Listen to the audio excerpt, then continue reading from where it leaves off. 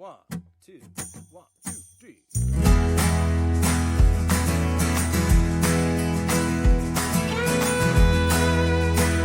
Hello, everyone. Welcome to the Local Youth Worker, a podcast brought to you by Reformed Youth Ministries. I'm your host, John Parrott. I'm here with Linda Oliver. Linda, Happy New Year. Hey, Happy New Year, John. So those who tune into the podcast know that we have had 2 episodes, one on January 8th, one on the 15th, but those were actually recorded in December. This is letting you kind of behind the scenes. This is actually the first of the new year that we're recording. So Linda, it's good to see you again. It's been a little while. Yeah, I haven't seen you since last year. Yeah, that's right. And it's funny, even as we're starting, it's like we're kind of out of practice. We were having to get stuff set up, and it's just funny what you forget when you're not doing the same stuff every day. Yeah. How does my microphone work? Where does it plug in? I also got a new computer not too long ago, and so it is like, wait, where does this plug in? Was this a Christmas present? No, it was I really needed to get a new computer before my computer failed, and like in the middle of something really important. So Yes. Yeah. Yeah, that was, same with me. I think that was November when I had to get a new computer. Cause it was starting to, it was on its last leg for sure. So let's see, this week, okay, I'm looking at the calendar. It's episode 427. Next week we're going to be at YLT. Before we get into some of that, and we've got a lot of different things we're going to talk about today.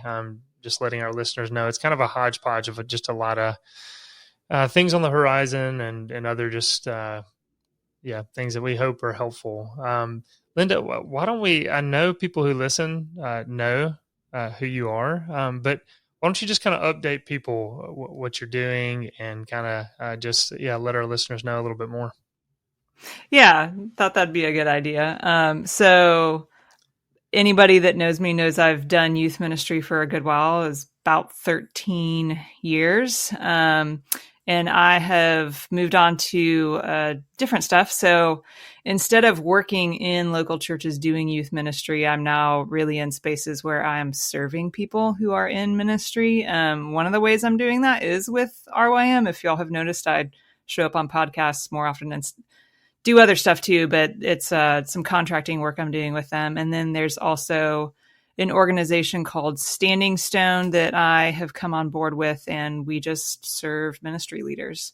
So that's what I'm doing now. I also serve on RYM's board, so sometimes I know top secret information that I'd have to kill you if I told you, but it's really cool what's going on in RYM these days and the ways that I get to partner with them. Yeah, no, we're excited about that. And yeah, it's funny. I mean, as you're talking about the board thing, information I don't know at times. So Yeah. that's kind of cool, I guess. Which do you have a formal title with us? I know I should know that. Like do you know your title? On the board or with the contracting? Sorry, with the contracting work. Yeah, like ministry associate. Okay. Yeah. I thought it was something like that. Well, good deal. And yeah, we'll talk, as you said, you come on the podcast a little bit, but there's other things that you're helping with, and we'll get into some of that in just a little bit. I thought, it could be helpful and good to talk a little bit about youth ministry and our calendars in January, what they typically were. There are those out there listening who have done ministry for quite some time. There are some who are new. And so sometimes it's just helpful to hear how other people did youth ministry. And so what was your January typically like, Linda, as you'd come out of the holidays and try to get back into another, semester of dealing with students? I guess I should say ministering to students, not just dealing with students. With them. But yeah, what did your January look like?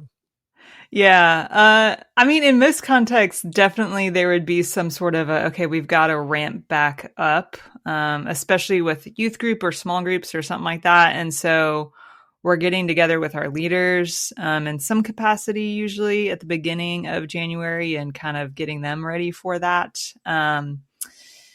And then whenever, like early to mid-January, relaunching things, depending on just kind of the church's calendar. But one of the churches I was at too, every January, the Wednesday nights would look different for the whole church. And so Wednesday nights were when we ran our big youth group, kind of small group hybrid program for the junior high ministry, which is what I did at that church.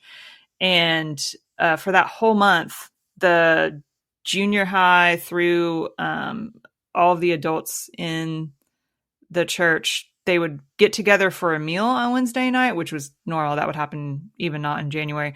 But then instead of splitting up, we would all stay together, and there would be some sort of culturally relevant topic that they talked about for 3 or 4 weeks. Would bring in speakers or have group discussions or a panel or something like that. One year it was like on technology, and I was part of the panel, kind of a representative speaking for youth teen perspective on that.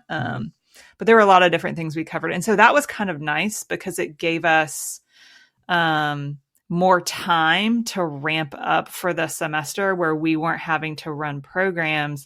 And it also meant, I know, like for a lot of people listening, if you come to RYM's youth leader training, you have to arrange like, how can I be gone for a Wednesday night? And it was just this built-in like, well, we're not even running a program this Wednesday because the students are just sitting in with everybody else. And so that was kind of nice. I liked the fact that it gave us that time off because we, I think one thing that's unique about youth ministry is a lot of the other ministries of the church get the summer off, and that's when we ramp up. And so you have to find places in the calendar for there to be some downtime.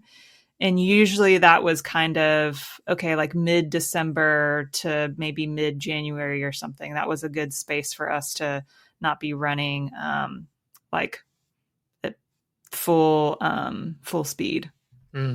Yeah. No, and I would say that, I mean, anyone out there who's, in youth ministry, trying to look for those times in the calendar where you can slow down a little bit. I mean, most any occupation is going to have some, down times and down seasons and slower seasons, all that kind of stuff. And so trying to learn what those rhythms are important. And that would really, I mean, that's what it was for me. I mean, mid-December and really into January, something that I did that just was so helpful, especially the older that I got. So we did small groups on Wednesday nights, and January, I would always have large groups. And what I would do, instead of us teaching, I would reach out to people in the church and get them to share their testimonies. And so instead of me having to prepare a lesson, every Wednesday, whenever it was that we would launch back up, we'd have different guest speakers from the church coming in. And, this served a lot of purposes. It wasn't just solely, so I wouldn't have to prepare a lesson, even though that was nice. It was introducing the students to people that they saw in the church, on a weekly basis, people that, they might pass in the hallways and, have no idea who these people are. And so it would connect, these adults with the students with the adults, and hopefully have, some connection when they pass each other in the church, because so often, I mean, as we've talked on this podcast, the youth ministry can be, a siloed ministry, just away from everything else. And so this was a way to kind of connect them to the larger body, but then also, hear someone's story. I think it seems like back in the day, that's all youth ministry was known for, was kind of testimony and not a lot of just digging into the Bible. And in some ways we can swing the pendulum too far to where we don't ever hear people's stories. And so that was a way where, we would have solid, just biblical teaching, Sunday school consistently, our Wednesday night small groups, but this was just kind of 1 month out of the year where, we could hear people's stories. And anyway, that was just always helpful. And then, as you said, YLT was part of our January for, as long as I was on staff at Pear Orchard. And so, it allowed other people to be serving the ministry so we could step away and go and have this week. And, I just think that's an important part of YLT is, it taught our students that the ministry wasn't about us, that So we said many times on this podcast, we're all going to be replaced. Whoever you are out there, if you're a youth worker, you're going to be replaced by somebody. And, if our students are just totally connected to us and not other people, that's not serving them well. And so, it was good for them to show up on a Wednesday night and not see any of the youth staff. And I just thought that was always, a cool thing to happen, and also just encouraging when we knew these people were stepping up on Wednesday nights to help us in the ministry, and it was running without us. So, that's a little bit about what my January looked like, what yours looked like, Linda. We've said YLT. What's a part of that? I think this episode will air the Monday that YLT starts. So, Linda, you and I will be in Nashville next year with over next week, not next year. That's right. Lord willing, we'll be there next year too. But True. but yeah, next week with over 200 youth workers from across the nation. You're speaking there. What do you? And you might be speaking more than once. I can't remember. But what are your topics? What are you speaking on? Yeah, so I'll be doing 2 of the short form electives on Thursday. One is, really hope that I remember my titles correctly. One is how to create a Bible reading culture in student ministry, and one is on how to engage students with theology. So these were actually 2 things that I co-taught with Kyle Hoffsmith at the Northeast Youth Ministry Summit in March of last year. Mm-hmm. And I am redoing them, but without Kyle. So it's going to be a free-for-all party there without him. I love Kyle. It's nothing against him. But yeah, I'm excited to do it again and do it with a different set of people. Yeah. And awesome thing about YLT we talk about all the time is just getting to connect with people that we sometimes only see once a year at this event. So do you have some people coming in there that you're looking forward to reconnecting with and getting to hang out with? Oh yeah. Yeah. There's always a group of people that, especially some ones that I worked with for a longer period of time when I was in Georgia, that I look forward to seeing. But then, yeah, people that have been in my prayer groups through the years or I've stayed in cabins with. And so many people end up moving on to other things and maybe not being there. So you never know who else is going to be there. But I mean, that's just one of the greatest things. Even the meals out with people that I don't know well, and we just end up connecting over things in ministry and learning great things from each other has been just really, really encouraging. I mean, that's one of the things I most look forward to, is just getting to connect with other youth leaders and reconnect with people while I'm there. Mm-hmm. Yeah. I mean, without a doubt, the preaching is awesome. The teaching is awesome. The worship is awesome, but it really is just the relationships, getting to reconnect with people. And typically in youth ministry circles, people don't last very long. Some do, some don't. And so from year to year, you kind of don't know who's going to be back the next year. And sometimes, I mean, I can even remember a conversation last year just with one of my friends who was saying, this was probably his last YLT. And, there's just that kind of sadness each year of people transitioning to other ministries and other areas of ministry. But it makes for an awesome week. And so if you're listening and you did not sign up this year, definitely plan on it next year because it is just a shot in the arm. And I want to say youth leader training. We keep saying YLT, and I continue to hear from people. It sounds like Wild T. So want to be sure to clarify that for any first time listeners out there. Linda, just a bit ago, you were saying you're helping with resources a little bit. You're not just helping with resources; you're also helping with training. You're speaking at the training event next week. Maybe let's dig into that a little bit. I mean, one of the areas you're helping with are Bible studies. Triolo is producing a Bible study that's, Lord willing, going to come out this year. He's already done 2, right? Is that sanctification and fruit of the Spirit. Again, I'll link those in the show notes. To those who don't know, we have free Bible studies on our website, so check those out. They're free. Download them, use them. You've already written one study, Church 101, Linda, but you're working on another one. Why don't you just tell us a little bit about that new study?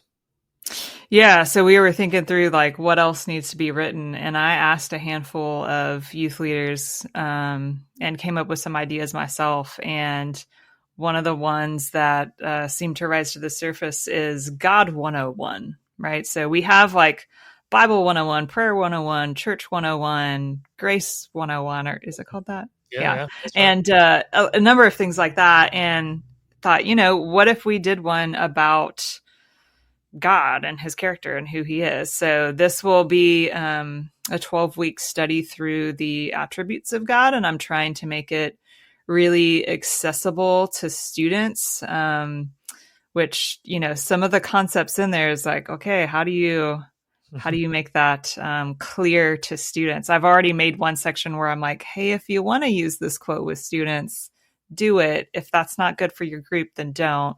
Because some of the concepts, I mean, you're talking about trying to understand God, like we are finite humans and we are not God. He is so different than us.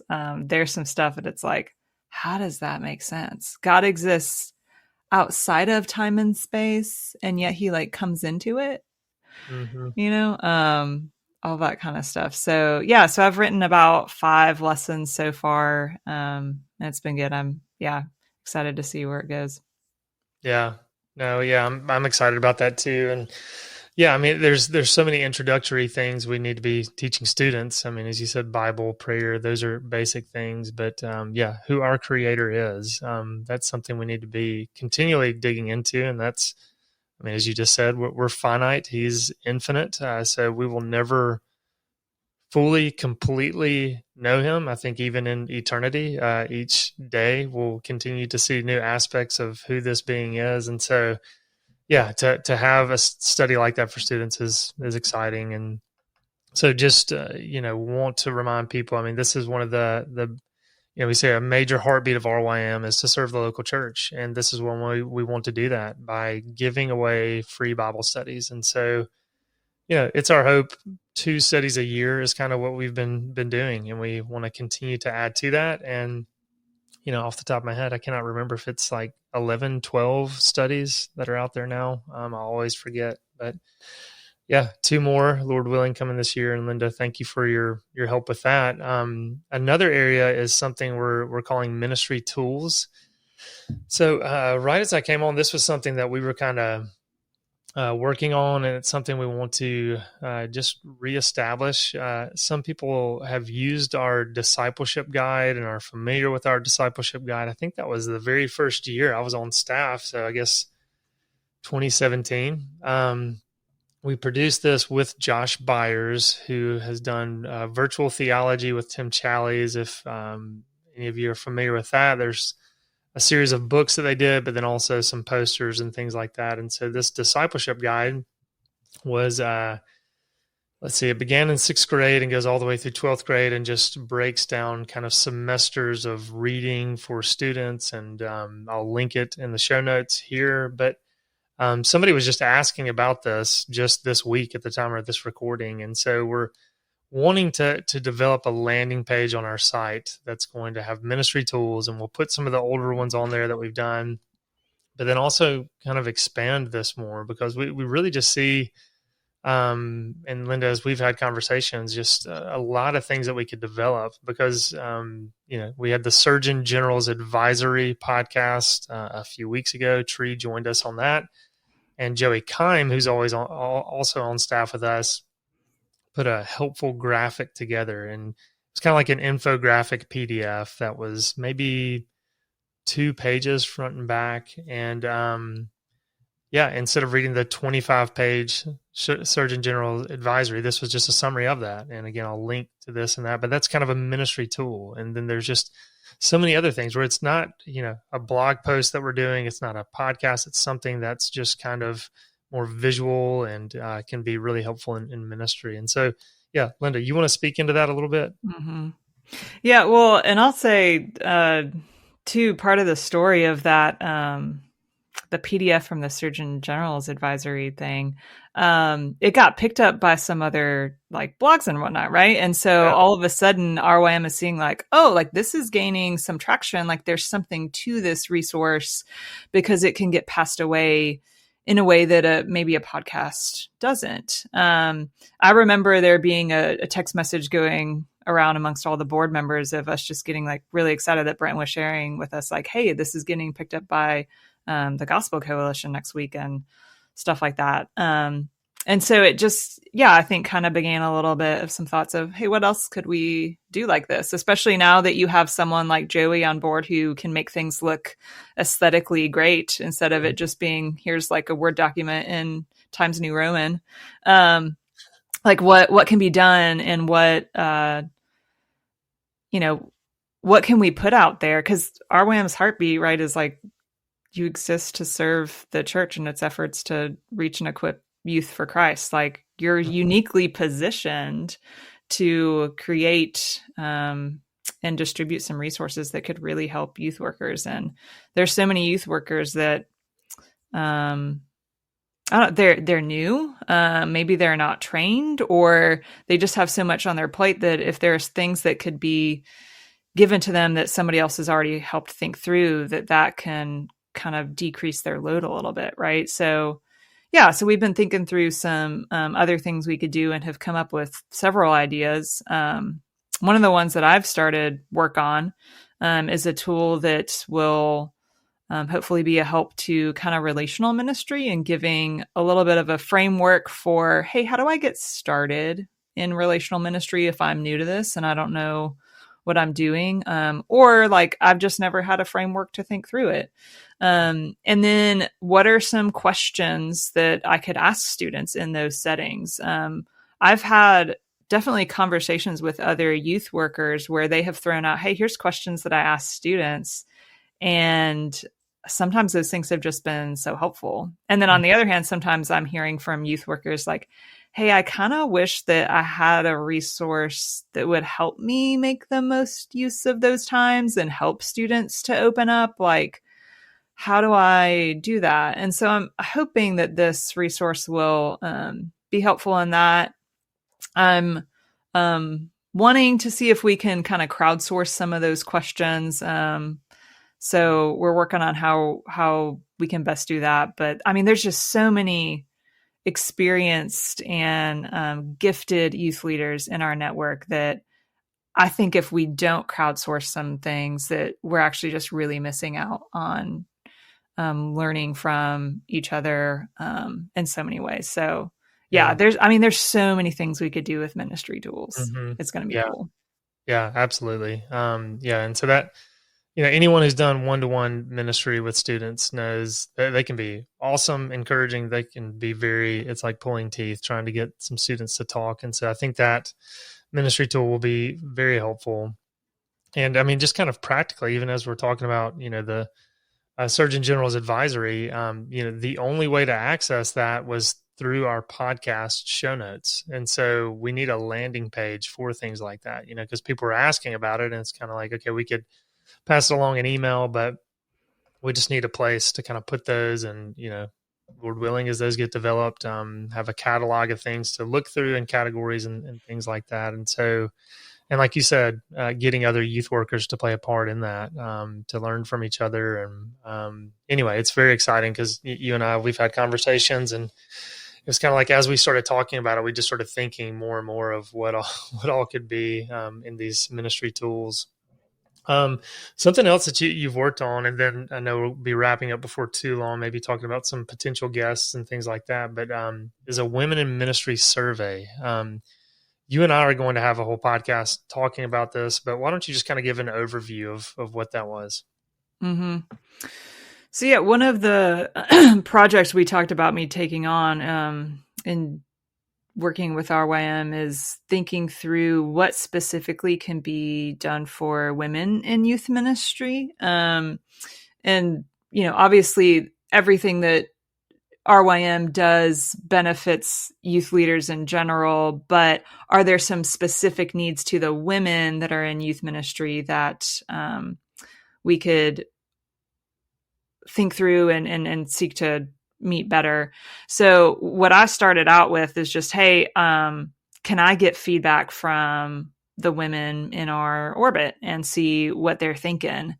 And yeah, I got a number of responses that have been really helpful, and have a lot of the feedback I think has been similar to either things that I have kind of noticed myself, experienced myself, or I've heard from other women just through conversations in the years, at YLT or other networking I've done with women. So, yeah, I mean, I was just having a conversation with two good friends that have been in ministry for years yesterday, and they said, yeah, I mean, we relate to a lot of the stuff that I was bringing up. I brought up like maybe 2 points from what I noticed in the surveys. But yeah, I mean, there's just a lot of, I think, unique things about being a woman in youth ministry because there's less of us.